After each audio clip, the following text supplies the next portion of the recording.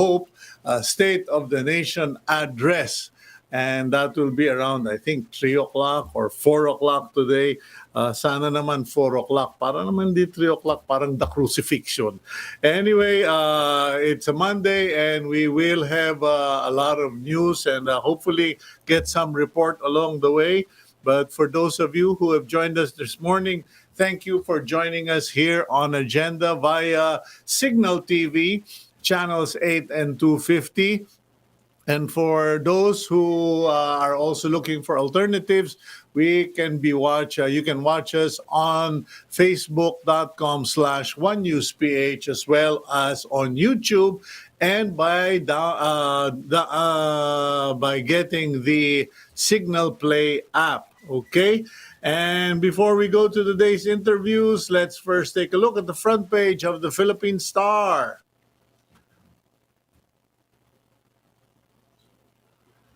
And there you go. Here we have it. 3 dead as monsoon. Fabian inundates Luzon.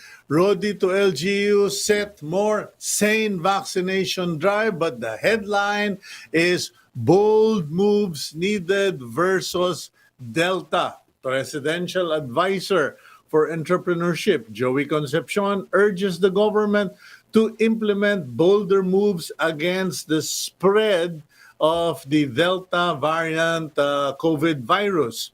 He says restricting the movement of unvaccinated individuals would help the economy to safely reopen.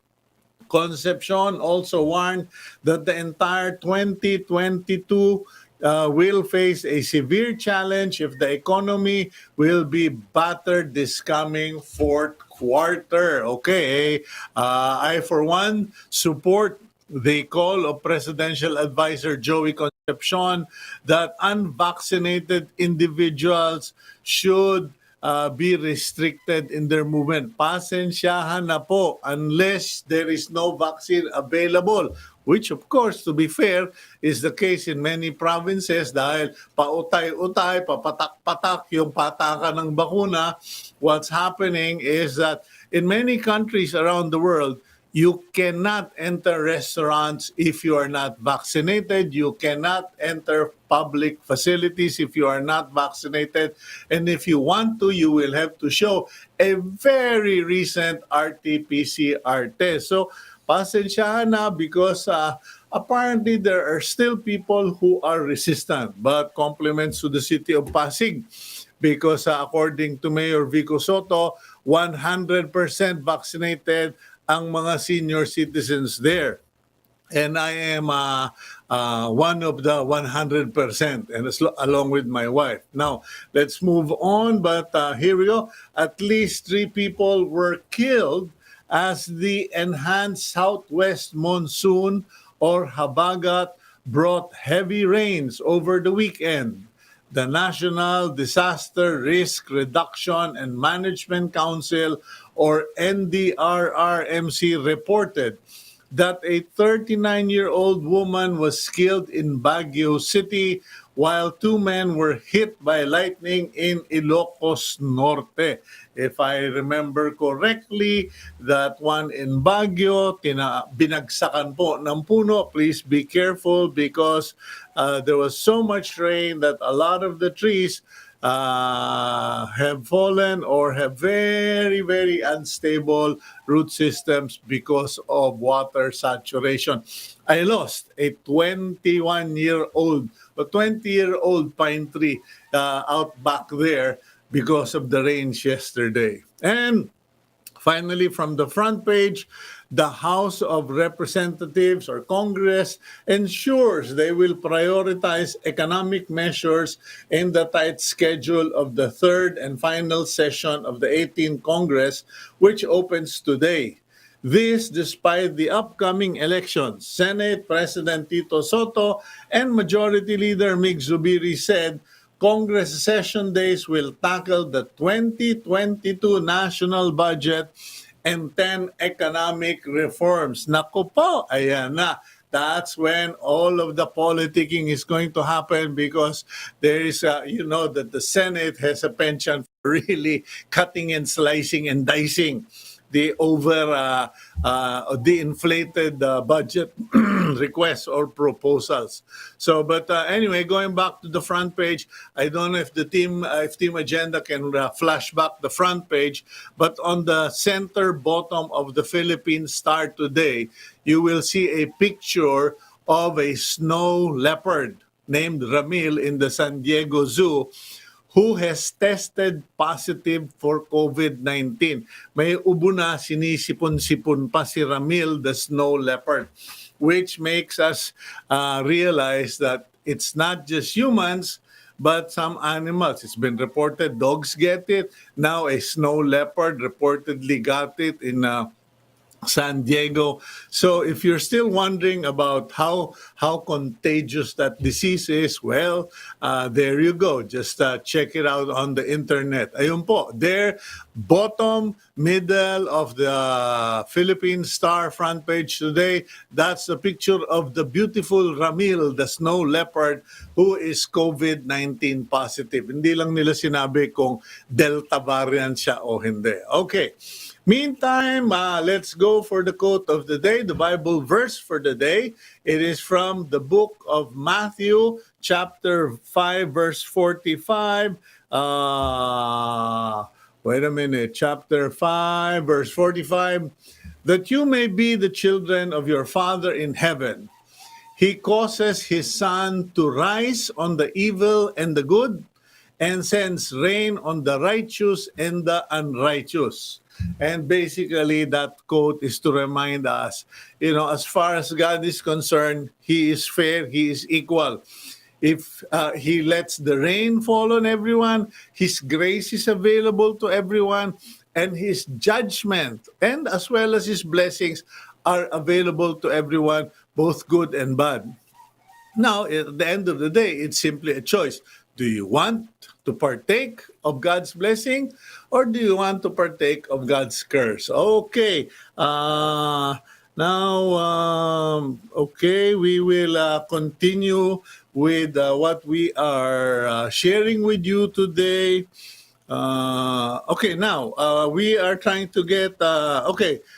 next up, we have a representative of the NDRRMC, Marian Enriquez. Let's bring in Miss Marian to find out just an update on what happened over the weekend with the damages and rain brought by Typhoon Fabian. Marian, good morning to you. Ay, sorry, sabi ko hindi RRMC. Okay. Okay, I'm getting confused here with your messages, Arvic. Okay, let's bring in Marian Enriquez. Iba pa lang Marian Enriquez yung sinasabi ni Arvin. News 5 correspondent. Sorry, Marian. Please join us this morning. Welcome, Marian.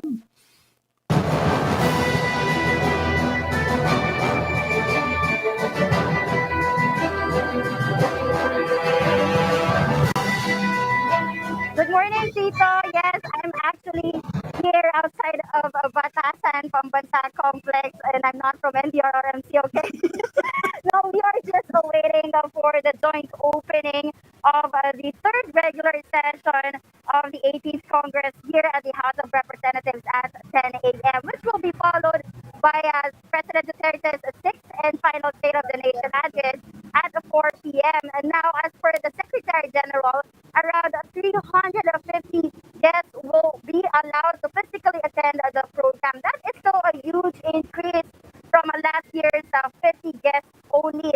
Now, rest assured that, the strict security and health protocols will be implemented.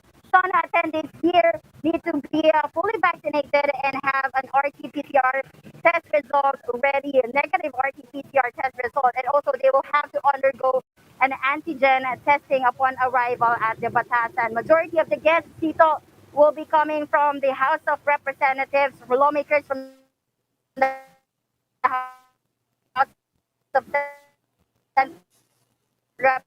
Representatives, around 120 lawmakers there have confirmed their attendance, namely House Speaker Lord Alan Velasco, Majority Floor Leader Martin Romualdez, former Speaker Alan Peter Cayetano and other deputy speakers. Now, for the senators, there are seven who have Soto, Senators Amy Marcos, Senator Bato de la Rosa, Bong Revilla, Sherwin Gatchalian, and Francis Tolentino. Earlier, House Speaker Velasco said that they will be pushing for five priority bills when the session resumes.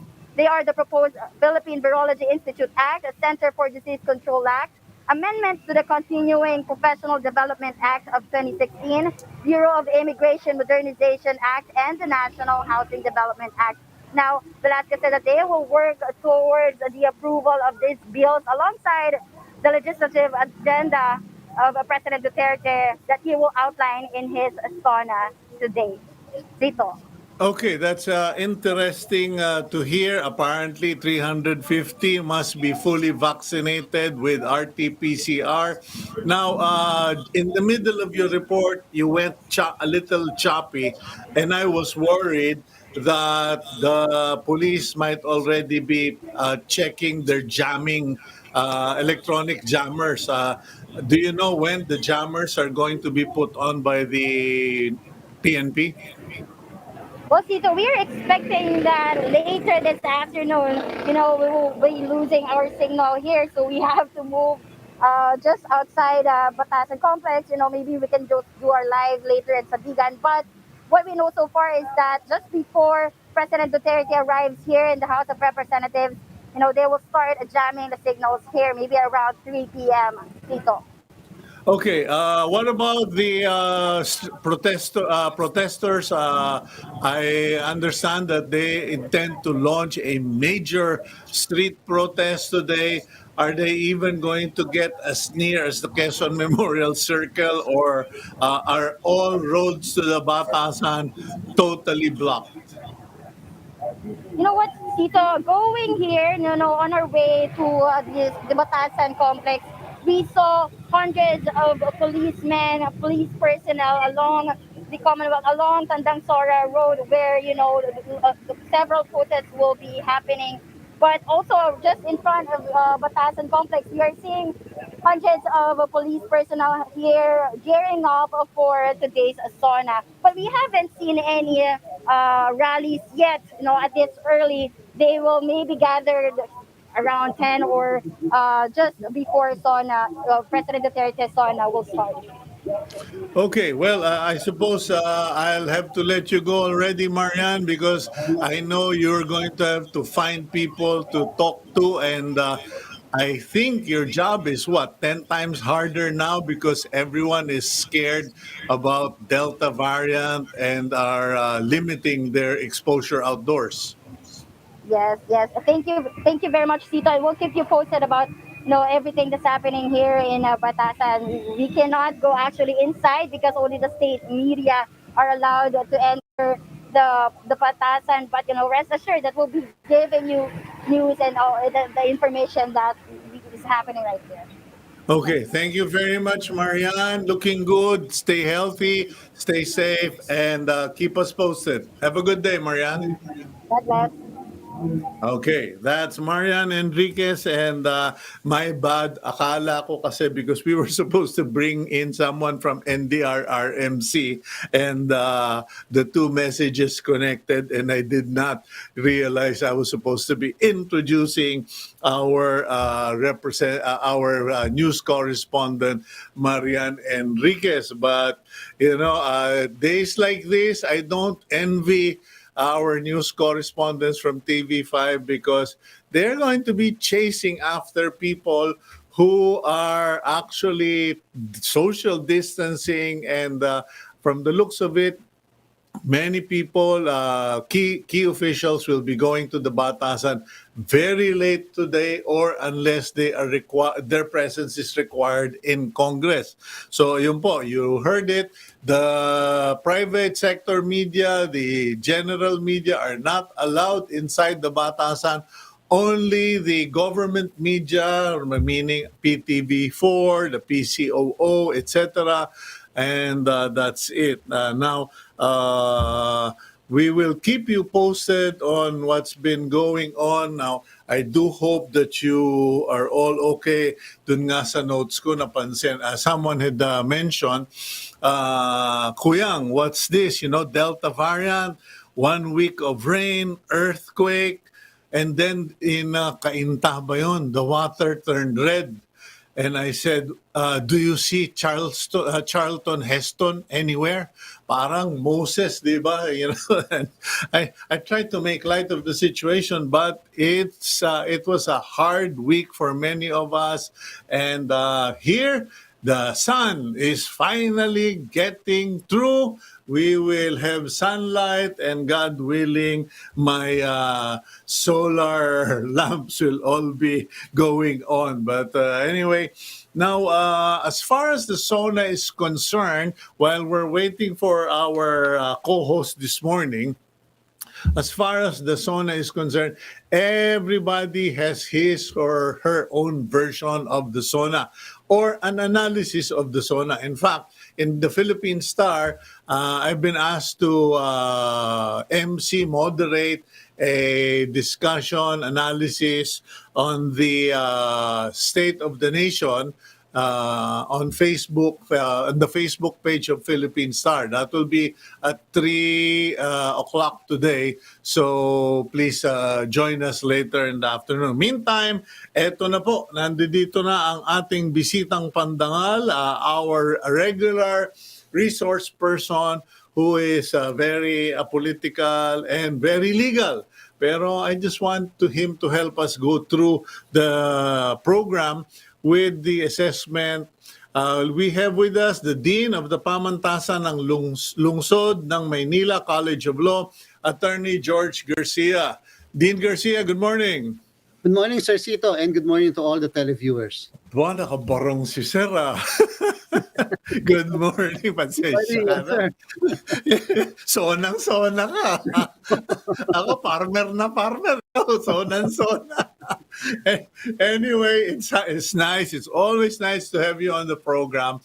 And matanong ko lang, Dean, this State of the Nation Address 2021, what are we talking about here? Are we talking about the state of the nation in the last year or in the last 6 years? Kasi parang people are either, you either hear people talking about the last 6 years, final year, and people are saying, Teka, isn't this supposed to be the last year's report? Yes, sir. Number one, yung State of the Nation address is provided for by the Constitution. We have to remember that. And yung State of the Nation address of the President should cover only yung last year and the remaining year pagkatapos ng SONA niya ngayon. So meron pang 11 months na natitira bago matapos ang kanyang term by June 30. Mali po yung perception na dapat yung report should be covering from the first year in office up to the 5th year, yung present ngayon. So it should only be, Sir Cito, yung last year na ito at yung natitira. Kaya lang, ang problem natin sa ating pong history, pagka pinag-aralan yung mabuti, yung report, yung SONA ng Pangulo during his last SONA will always cover yung nangyari at yung mga naganap, yung mga ginawa niya at hindi niya ginawa nitong mga nakaraang limang taon bago yung kanyang last SONA at yung natitirang 11 months. So, wala ka naman magagawa, yun ay prerogative ng presidente, but it should only cover that period. Why? Because the State of the Nation address is really more addresser, Cito, sa ating mga mambabatas. Nakalagay yan sa ating batas to guide our legislators what is really the state of the nation. What are the legislations that will be needed in order to promote economic recovery, in order to have progress. So ito'y address sa kanila, kaya nga yan ay dinideliver sa mga representatives of the people from the Senate and the House of Representatives so that they will be properly guided. This is the report of the executive to the legislative. The legislative, you now act based on this report. So that is the reason why it's done in the Batasang Pambansa in Congress, kasi it is an address to the Congress, hindi necessarily to the Filipino. Ngayon, Dean Garcia, medyo pasensya ka na, no? Medyo I'm just going through the fine details. You mentioned that it's stated in the Constitution that a State of the Nation address must be given annually. given. Okay. Meron bang form and ano ba yung sinasabi nila sa impeachment? Parang form and substance ba yun? Form Wala, and substance na wala po Sir Cito sinusunod. eh. Wala po Sir Cito. So nakadepende talaga yan sa discretion ng ating Pangulo. Pero siyempre, traditionally, i-highlight ano yung accomplishment, ano yung mga nagawa so far, gaano kahabang kalsada ang pinagawa, ito pa yung mga ganito sa foreign relations, etc. Pagkatapos, so yun ay given yon. Pagkatapos, ito yung pending ngayon ng mga legislations. Kinakailangan sana maipasan nyo. Ito yung mga priority measures natin. Ito ang ine-expect natin pag pinasan nyo ito. Pag ito hindi nyo pinasa, ito mangyayari sa atin. So, yung mga ganyan. And then of course, dahil ito ay La SONA, Sir Cito, ay legacy building ito eh. So therefore, sasabihin ng sigurado, expect natin sa ating Pangulo, definitely sasabihin niya, ito yung mga nagawa ko for the last 5 years, sa buong 6 years ko, ito yung ma-accomplish ko, and therefore, history will be the better judge. So, but then, there is really no form as to how the President will have to deliver a State of the Nation address. You will have to look lang yung historical, from the historical perspective, but of course, nasa kanya pa rin lahat. Yung nakaraan niya, kung natatandaan nyo, Sir Cito, nag-depart ang Pangulo ilang beses na sa kanyang prepared speech.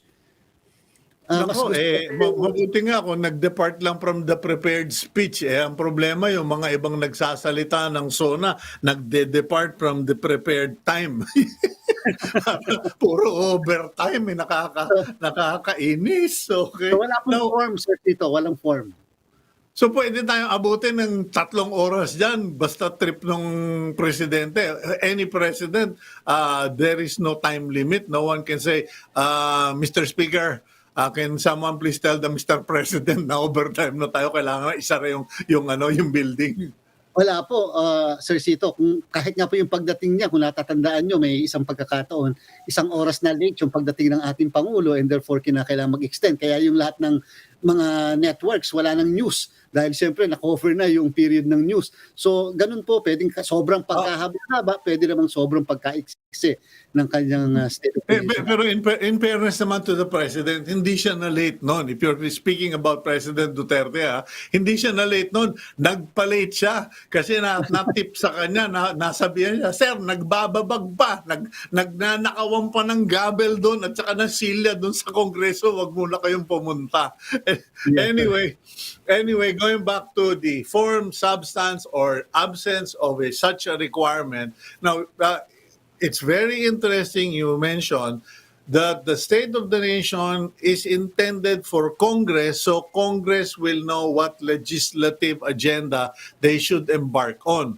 Ang problema doon sa report ni Marian Enriquez, nag-set na kagad yung Congress ng kanilang legislative agenda, which is, putting up a virology institute, modernizing or updating the Bureau of Immigration law, and then establishment of a Center for Disease Control, and the strengthening yata the National Housing Development Authority. Ano yun? Iba pa yun? Or pag nagbigay ba ng speech President Duterte, may nakasubmit ng legislative agenda or requirements given to Congress? Palagay ko, yun lang yung agenda, Sir Cito, ng House of Representatives. Siyempre, iba rin yung agenda ng Senado. Mamaya, mapapakinggan natin ano naman yung agenda ng Executive Department. Of course, kung ano yung sabihin ng Executive, will not necessarily be followed by the Legislative because of the co-equalness of the different branches of government. Remember nga, merong separation of powers, although may system of check and balances tayo. Meron pa ba? Meron pa ba separation of powers? The principle is still there, but as to practice, yun ang problem sa Sir Cito. Ako, madami akong nakikita na dapat sana ma-prioritize. Napansin ko lang, with all due respect to my client, also to our Speaker of the House of Representatives, may mga ibang priority measures na dapat na tingnan mabuti ng ating Kongreso. With all due respect, Sir Cito, without preempting the President, katulad halimbawa yung extension ng Bangsamoro.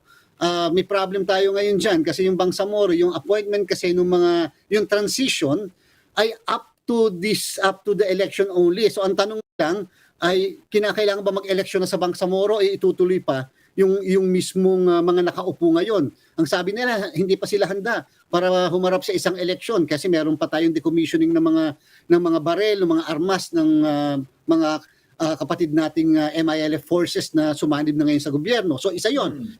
Number 2, yung creation ng Department of OFW. Pending yan, hindi rin nabanggit ng ating kagalang-galang na speaker. Yung Public Service Act, kung natatandaan nyo, Sir Cito, naging controversial yan. Whether you have to amend the Constitution o pwede naman batas na lang to define what is really covered by the so-called public utilities. Very important, Sir Cito, isang nakikita ko, yung bills patungkol sa election. Remember that we are going to hold the election by next year under this pandemic situation. And therefore, our election laws are applicable doon sa normal ang ating buhay. So wala tayong batas patungkol sa election concerning a pandemic. Paano yan? 10 ang papasok, 5 ang papasok, paano ang mga health protocols? Hindi ba pwedeng COMELEC lang? Ako talaga, I am pushing, Sir Cito, personally, for early voting for senior citizens and PWDs para hindi sila umaakyat ng hagdan, hindi sila nakakahalo sa napakaraming nakapila. Hanggang ngayon, pending pa yon. And then such other measures as magkano ba talaga expenses? Yes, sir. Yeah, ay nako, umasa ka pa. Yung anak ko has been trying to register herself as an overseas voter in the Netherlands. 3 weeks running, she can't even get an answer from the embassy in the Netherlands. And my daughter has been raised to be polite. So hindi niya inaaway, and sinasabi nga niya naaawa siya kasi parang judging from the voice, they're so harassed, overloaded. And then now she can't even get an appointment for her passport. So all this talk about overseas voting, it sounds good here in Manila, but when you go to the overseas consulates, wala, understaffed, underfunded, etc. So yung mga wish mo, ika nga, wish ko lang.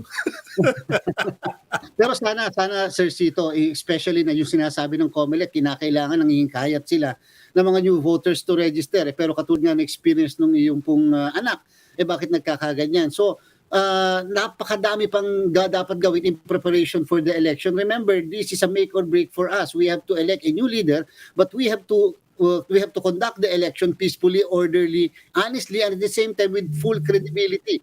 If the election will be questioned by next year, what will happen to our democracy? So it's very important that we have to prepare all the infrastructure for the conduct of an honest, peaceful, and orderly election. And we can only do that not only because the COMELEC is prepared, but because we have the laws to empower the COMELEC to do that. And of course, maliban doon, Sir Cito, kinakailangan meron din tayong Retail Trade Liberalization and Foreign Investment Act.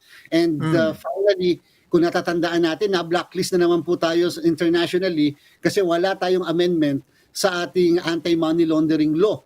So there should be an amendment to anti-money laundering law presently so that it will be at par with what is required internationally. Hindi ba pinangangalandakan ng mga nasa gobyerno? If I remember correctly, that was the very same reason they used for the passing of the anti-terror bill. They said that the anti-terror bill has to be passed so that we would be removed from that international blacklist on money laundering. Tama po yun, Sir Cito, pero parang kulang na kulang po yun pag pinag-aralan nila yung mabuti yung batas. At saka siyempre, remember po, the anti-terror law is still presently before the Supreme Court.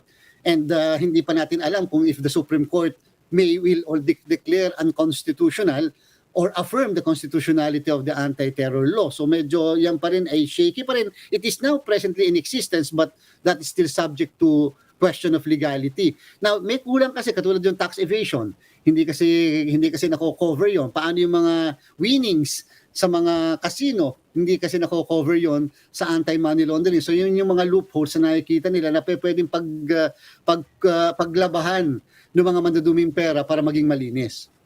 Okay, so the president will give the SONA.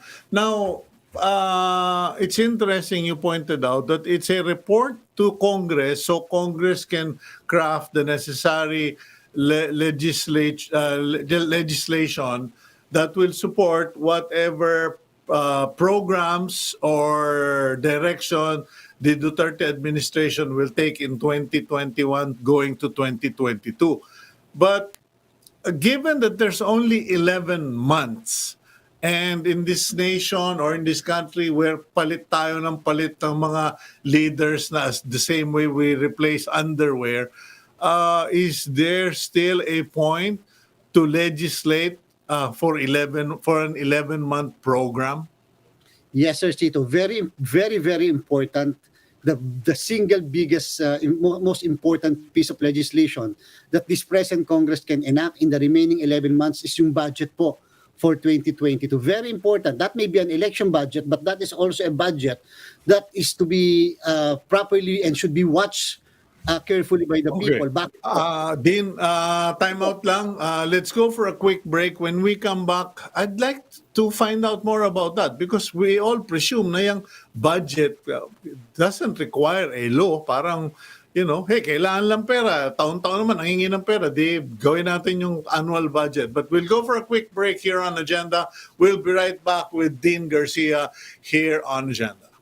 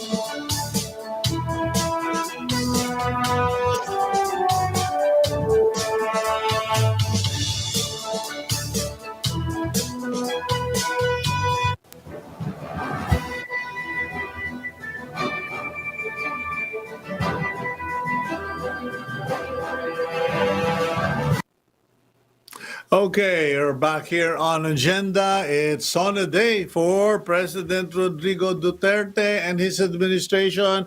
But let's find out from our guest today, Attorney and Dean George Garcia.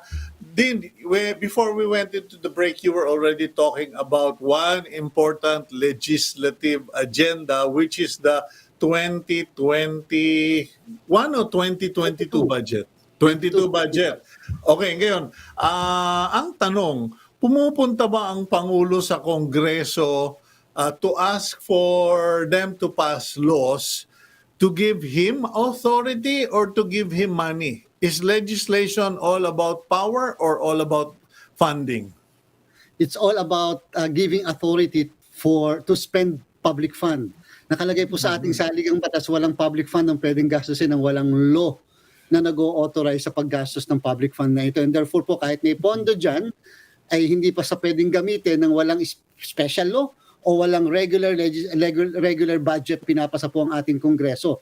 Kahit po yan, Sir Cito, sa ating mga local sanggunian, laging may ganun po. Kinakailangang magpasa muna ng local sanggunian ng budget ng buong probinsya o ng munisipyo o ng syudad bago yan pirmahan ng nakaupong local chief executive. Ganun din po sa atin. Opo. So that explains why Congress has to pass a law to name a street, a cemetery, or some public place, because if there is no law establishing the existence of a certain street or cemetery or anything for that matter, funding cannot be spent on those streets. Ganun po ba yun? That is correct, Sir Cito. And thank you po sa Constitution natin under Article 6, Section 24, ay nakalagay doon maliwanag na maliwanag that all appropriations and revenue measures shall originate exclusively from the House of Representatives. Of course, the Senate may concur with amendments. Ibig sabihin, basta ang pag-uusapan, Sir Cito, ay pagkakakitaan o yung pag-uusapan ay pagkakagastusan, lahat ng yan manggagaling muna sa mababang kapulungan. Kasi sila yung direct representative of the people, kaya sila per district. At pagkatapos, tsaka iaangat sa Senado. Hindi pwedeng ang Senado ang manguna sa pagpapasa ng isang budget tungkol sa magkano ipapataw na buwis o tungkol sa magkano dapat ang gagastusin sa pagpapagawa ng kalsada papuntang Lipa sa may bahay ni Sir Cito dyan. Yan lahat dapat manggagaling sa House of Representatives. Kaya present yung House of Representatives and therefore, and pagkatapos, tsaka lang magpo-propose ang Senado ng sarili niyang counterpart budget. Okay, liliwanagin ko lang po mga kaibigan, hindi po ako congressman, so wala akong farm to my house program. Yung iba dyan, meron farm to house to my resort program, road program. Anyway, let's go now. So let's summarize, okay? The Constitution mandates, requires the delivery of a State of the Nation address upon a president. The SONA is done annually. It is done not as a speech to the general public, but specifically to the members of Congress so they can be informed of the accomplishments based on the authority and funding given in the previous year and be given direction as to the legislative requirements and programs and funding of the President and his administration in the coming year. And so there, okay na tayo doon. Ngayon, pag-usapan natin ngayon. So the SONA for 2021 is about 2021. And supposedly 2022. Oh, and what will happen in 2022? Okay, ngayon, sa iyong pananaw din, kasi as I reviewed the Philippine Star this morning, there was an inside story that said there were 5 times more dead lawyers or who were killed during the Duterte administration. In total, 63 lawyers have been killed in the last 5 years. Okay, so ikaw, in terms of justice, in terms of all of this, as a lawyer and a dean of the College of Law ng pamantasan ng lungsod ng Maynila, what's your assessment of the last year? Tungkol sa peace and order, hindi ko naman sinasabi, Sir Cito, na may total breakdown of peace and order, but definitely it's something to be desired that there should really be relatively peace dapat. Kung mapapansin natin, even the Supreme Court required the wearing of the camera sa lahat na magse-serve ng warrant of arrest or search warrant. So ano ibig sabihin nun? Parang unti-unti, hindi kaya parang nawawalan tayo ng tiwala sa ating mga law enforcement authorities. Kaya kinakailangan pa silang maglagay ng video cam. Samantalang dati naman, hindi naman kinakailangan ng ganun kasi practically nase-serve yan. Ngayon, madaming namamatay, lalong-lalo na rin kahit sa media at saka kahit mga abogado. Siguro nga, Sir Cito, baka talagang work-related ang lahat ng ito. But definitely in the performance of one's function or office, such as being a media practitioner or a lawyer, nagtatrabaho lang naman po kami.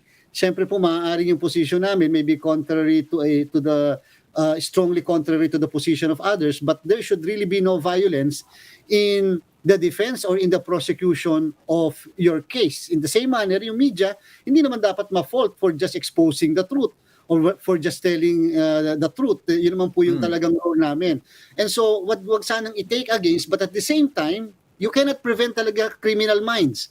That is a given in a society like this. Hindi mo prevent. Kaya lang, mapipigilan yon if the law enforcement authorities, number one, ay pwedeng hanapin, mahuli yung mga kriminal.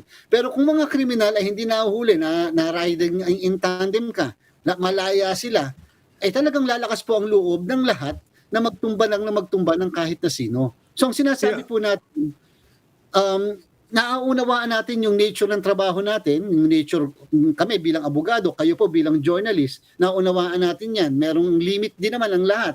Pero sana meron tayong environment where the practice of a profession can be had freely without fear of violence, threat, or intimidation. Well, more to the point, Attorney Garcia or Dean Garcia, you would imagine or you would think that given 63 murders of lawyers who were just doing their job defending their clients, there would have been an outcry, indignation, and siguro kung ibang gobyerno baka tambak-tambak na ng task force. And yet, in this government, you get a lip service of we protest or we condemn this killing, and then next morning, wala na. You're in the page of history. Should the Duterte administration have been more vocal about its indignation or their condemnation, and do you think they've sufficiently acted on these murders? Any government should be passionate in ensuring that peace and order is there. At the same time, ako naman po, Sir Cito, naniniwala ako sa ating present leadership of the Philippine National Police sa pangunguna po ni Chief PNP Eliasar. Sobra po ang taas ng tingin sa kanya. Sana nga, Yes. ma-extend pa ang kanyang termino. Hindi lamang matatapos yung termino gito dahil mataas, alam niyo po, pag mataas ang tingin ng mamamayan, lalo-lalo na sa liderato ng Philippine National Police, ay susunod ang mga mamamayan at makikipag-cooperate. Pero kung ang mga mamamayan ay takot doon sa maaaring mismong ang pulis, ang kriminal, o ang pulis ay hindi magpoprotekta sa kanila, so yung culture of violence natin na ini-emphasize niyo po, Sir Cito, ay mananaig. Ibig sabihin, we will condemn violence, definitely, pero after 1 day, 2 days, wala na yan kasi natural na lang yan talaga namang tinutumba, pinapatay lang. At pagkatapos niyan, hindi mo na mahuhuli kung sino yung pumatay kasi naka-riding in tandem o kaya malaking tao ang mga nasa likod. Pagka ganun na naging perception na ng tao, then may problem na tayo. Ang problem natin is the relationship between the government and the governed is really seriously impaired. And therefore, it should be properly repaired by a decisive leadership, especially in the Philippine National Police, and by the prosecution arm of the government should be properly be able to prosecute the guilty and imprison those who are really guilty and set free the innocent. Okay, being a dean of law, how do you assess or evaluate the justice system, the Department of Justice in the last year? Because there have been times when Secretary Maynard Guevara actually spoke contrary to the administration stance, not in rebellion or not in a argumentative manner, but he has pointed out, like for instance, he mentioned that a vice president does not have immunity from suit, and then yung sa body cam, and then the cooperation with the DOJ, with the PNP and other bodies in the investigation of the killings. How do you assess the DOJ and its performance? Kung merong isang shining star above sa present administration, ito ang Department of Justice sa pangunguna ng ating Secretary of Justice Guevara. From the very start, nagpakita siya.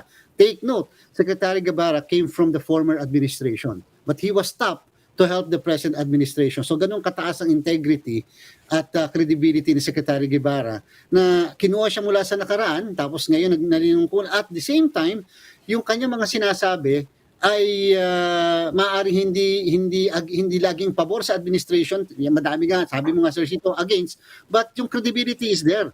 And the DOJ ay pinapaniwalaan ng mamamayan na pagka DOJ ay naghawak, NBI under ng DOJ ay naghawak, sigurado may patutunguhan, lalo-lalo na kung criminal. So napakaganda nung ganung klaseng pagtingin. And sana magtuloy-tuloy yung DOJ natin hanggang sa katapusan, sapagkat nakikita naman natin, pag ang DOJ humawak, napoprosecute, nakukulong talaga. Pagka inutusan ng DOJ ang NBI, set aside ang ibang investigation agency, NBI ang una, napo-prosecute talaga. Pagka ganun yung Sir Cito, isipin mo from a level of 1 to 10, meron kang 9 to 9.5 na trust rating halimbawa ng tao, yung mismong namamahala dyan ay hindi lang admirable, but yung namamahala dyan dapat suportahan. So, in the case of Secretary Guevara, bago matapos ang administration, isa siya sa dapat nating parangalan. Okay, now, napag-usapan naman yung mga shining star, etc. Corruption has become an issue. Now, is it, a serious issue as we generally look at it, or is it because ang nagsalita was Manny Pacquiao? But before you answer that, Dean Garcia, well, let's go for a quick break, and we'll be right back here on Agenda.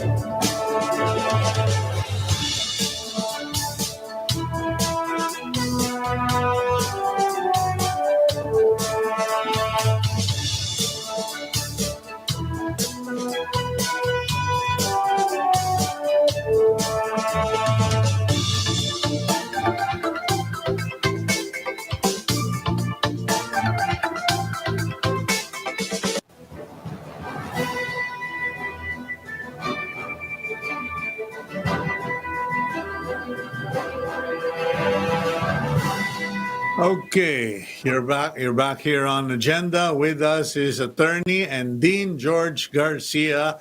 Dean, we're down to our last 5 minutes, so let me ask you, what can the president legitimately be proud of and share with conviction in the SONA as far as accomplishments are concerned in 2021 going to 2022? Anong pwede niyang pagmalaki? Build program, Sir Cito. Yung build program, aminin na natin, in terms of the number of infrastructures, projects na napatupad ng administrasyon, hindi lamang nung nakaraang taon, kung hindi yung pagsusumatutalin mo nung mula nung maupo siya, medyo admirable yon, Sir Cito, dahil talaga namang kinikilala yan, hindi lamang sa ating bansa ng mga ekonomista, kung hindi sa international community. Kaya naman, yung credit rating natin hindi naman bumabagsak kung hindi patuloy pa rin kung hindi man napapanatili, kahit paano tumataas dahil napaka-importante kapag ang infrastructure mo ay naandyan, then it's very easy to manage transportation, it's very easy to manage the economy. Number two, ay siguro nga hanggang ngayon kasi, Sir Cito, yung trust rating ng ating Pangulo ay napakataas. Ang importante naman kapag merong isang administration over a 6-year period, that the institutions are preserved. For example, yung ating bang bureaucracy ay napipreserve. Ibig sabihin, nagiging professional ba yung bureaucracy natin? So, in terms of accomplishment, ako nakikita ko yon, isang accomplishment. Kung merong iiwan I'm talking only about 2021, ha? Baka mamaya, sama mo na yung 6 years, ha? Nakahawa ka. Baka nakahawa ka. Hindi, Sir Cito, hindi natin isasama yon. Pero kung merong iiwan sana yung ating administrasyon, kaya nga kanina, tamang-tama yung connect natin kay Secretary Guevara. Remember, inassign niya si Secretary Guevara sa task force for purposes of pinpointing yung mga corrupt officials at saka yung corrupt departments. Ongoing investigation. Anong malay natin? Sana naman, before the end of this year or early part of next year, mailabas ng panel ni Secretary Guevara yung mapipinpoint talaga ito corrupt, ito ganto, ito ganyan, ito ang department na ito yung mga nawala, ito yung mga nanakaw, and then before silang umalis ay masimulan yung prosecution aspect. Okay. Di ba? That's a very good leg. Well, we hope that that will be his legacy, that na mag-iihaw tayo ng malalaking isda, so to speak, no? That we will get to fry, if not hang, some big fish who are really corrupt. Now, when you evaluate everything, yung mga accomplishments and mistake ba ng Duterte administration, is it the fault of one or is it the fault of many in his cabinet? Kasi sinabi mo, build, build, build. I know for a fact that it is Sunny Dominguez who has been pushing hard for all this build, build, build, because it's a showcase for international investors, for credit ratings, etc. But there are other people who would say, mabuti pa nga yung foreigners na impress ninyo. Pero milyong-milyong Pilipino, wala pa ring bahay, nakatira doon sa Tondo, sa may Baseco, doon sa may tabing dagat na winawasak ang bahay every time may bagyo or nasusunugan sa Addition Hills o sa Pasay, etc. And so I kind of wonder, who should be blamed? Does it really have to end up with as the fault of a president? Or the shortcomings because of the bad choices of cabinet members? Sir Cito, remember, kapag ikaw ang Pangulo, ang tawag dyan ay administration. So meaning, the Noynoy Aquino administration, the Duterte administration, the Macapagal Arroyo administration. Hindi naman sinabing siya lang. So ako naniniwala na when you say administration, it is the totality of everything. Kasama na rin ang legislative, kasama na rin ang judiciary, kasama ang bureaucracy, kasama ang LGU. But then, siyempre kumukuha ang lahat ng yan ng lakas, ng guidance, ng support from only one, and that is the president.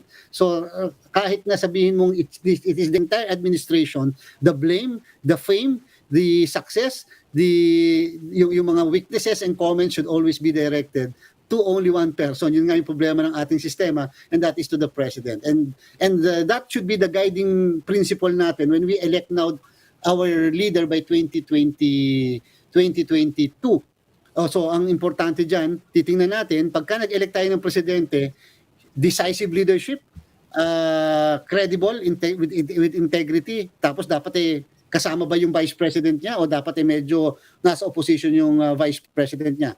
So when you say administration, totality po ng lahat. But then, in the final analysis, public perception-wise, it will always be the buck should stop at the president.